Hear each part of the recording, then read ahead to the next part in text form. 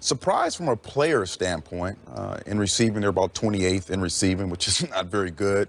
215 yards a game. Some guys do that single-handedly. Yep. We're talking about a team as far as every game. So an explosive player you take away from your football team, a guy who's heavily involved in your offense, being reverse, jet sweep, kickoff return, Super Bowl, big-time return. So very surprised from that aspect of we're getting rid of one of our explosive players on our team to help our running game, to allow our quarterback to make those great decisions, to have some kind of trickeration to our offense. So very surprised from that standpoint.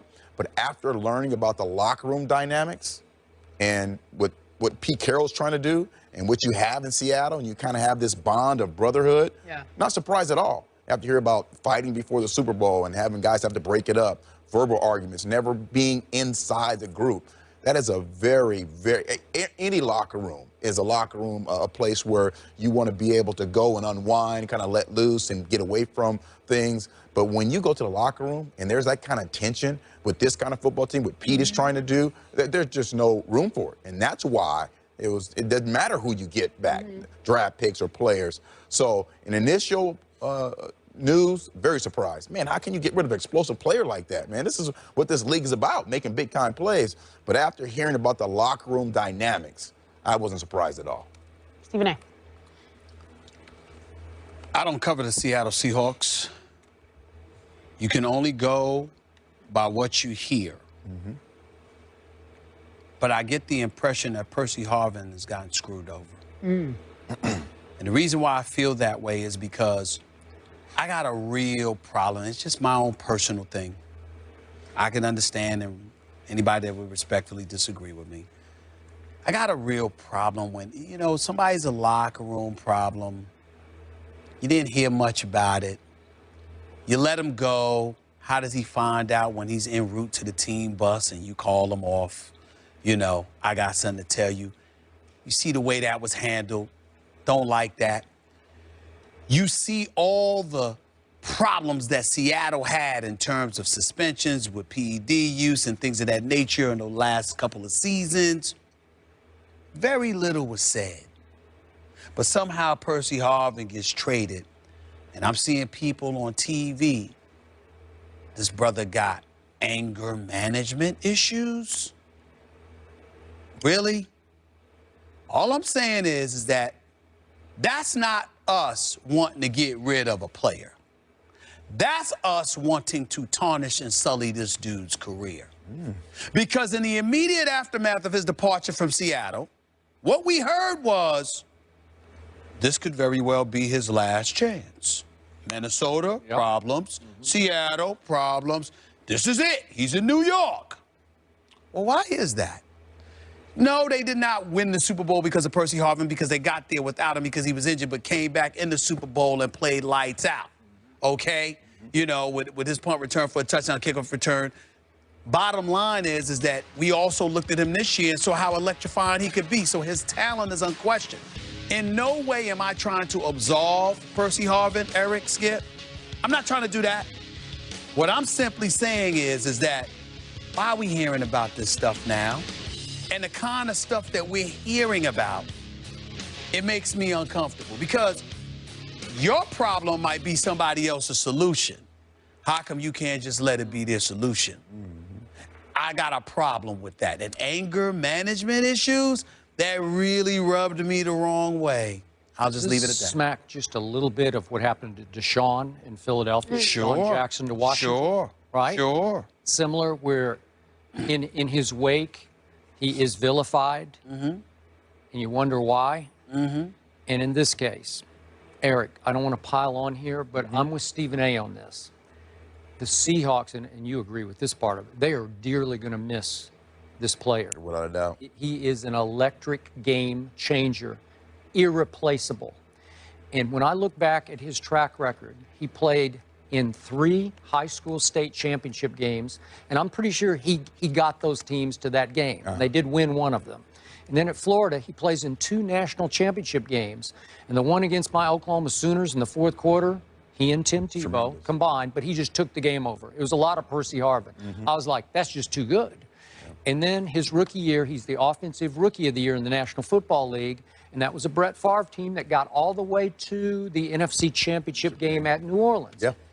I'm sure Percy had a little something to do with that one.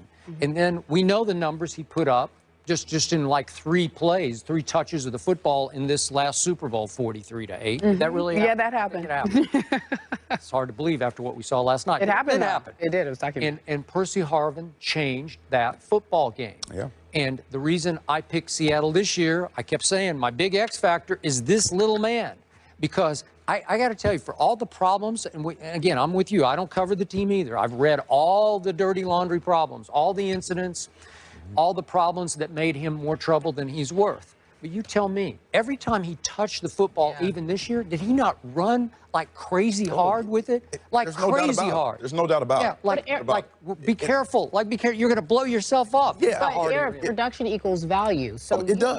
you being in a locker room, you being a former player, why for us is it hard for us to understand? And it's hard for me to understand. And you don't like it, but it happens because the dynamics in a locker room, you have to find a way to have stability in the locker room. I played with Keith Jackson, tight end from Oklahoma. Great player, great player. It's just the locker room dynamics is as much leadership as we had in the locker room. It just wasn't a good fit for Keith, so he wanted to leave. And it was just, hey, you know what, I'm gone. But Percy didn't want to leave. You know, but again, it's about protecting the 52 other guys and making sure that you have consistency in that locker room. So when you come through that locker room, you feel at ease. You feel like, you know what, there's nothing we can't overcome. So again, I think it's going to be a huge loss. And we have to really look at this weeks later and see, you know, where's the explosiveness going to come from for this football team? Is there going to be more pressure put on the running game or the quarterback? But again, and that's what it is. And that's what it is. Go ahead. If you're going to let Percy Harvin go, is there something else that could have been said about him? Well, I don't think you should say anything about it. Exactly. I mean, do you have to label him that way? Deshaun Jackson, we clearly look at the Philadelphia Eagles, and they are clearly not the same team without Deshaun Jackson. Yeah, exactly. Even though they're winning football games, that deep threat that they had, that explosiveness is not there, which is why you got people like him thinking Dallas is going to be better than the Eagles. And I don't blame you, by the way. My point is that you got a Deshaun Jackson, you got a Percy Harvin. There's a few other players in the past. I don't feel like bringing them up. And I'm not going to go where I really am tempted to go. But I will say this. Can't the brother just lead the team? Yeah. And go on? That's how it should be. Does it always got to be anger management, locker room, you know, turmoil, all of this? Does it always have to be that way? Management has to justify. Why would you let go of that player at this point in the season? The only way to justify it is to leak this information. And I don't like the leak stuff. If you have something to say, just, you know what, hey, you know, this is what happened. I'm just saying, I'm not even going there. All I'm asking you, Skip, and I'm not disagreeing with you, but you're as fair-minded as they come.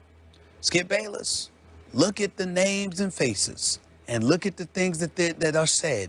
And I have a problem that it doesn't seem to be a problem when people do these kind of things. I hear you. That's all I want to say. You can't let the man just go. And look, we're moving in a different direction. Right. I mean, you've got people on national television that are saying anger management issues. Really? It's pretty low. Well, yeah. I wouldn't go there. Like I said, the locker room dynamics are more important than whatever you can say about a guy. Let's just, if they didn't say anything, we would have been left to speculate. Yes, we would have. Okay. And this here's what shocked me. Pete Carroll has long had a reputation, dating back to USC days, of handling difficult, high-strung, egotistical personalities. We saw what happened with Lindale White the other day at the USC game where he got escorted off the sideline. Well, that was a player that he coached, and he coached extremely successfully at USC. So I thought if any coach could figure out a difficult personality, and he has had some anger management dating back to high school. He got suspended twice for conduct on the field where he got in a ref's face and used abusive language, whatever. Whether it's anger management or not, he's had some incidents in his past. Yeah. Okay, we accept that. But couldn't Pete Carroll work around that? It surprised me that Pete Carroll said, I don't want to coach him anymore. But you know what happens when a player refuses to go back in a game? Usually the head coach says, I can't coach him anymore. Well, I agree with that. Again, Okay. I support them making the move because of that. You can't refuse to go back in the game. You can't do that. And I think Pete is able to massage situations as long as that player is all about football. Yeah. Derek Allen. All right. Always enlightening. We appreciate it. Let's leave it there. Coming up next, no Megatron, no problem for the Lions as they rally past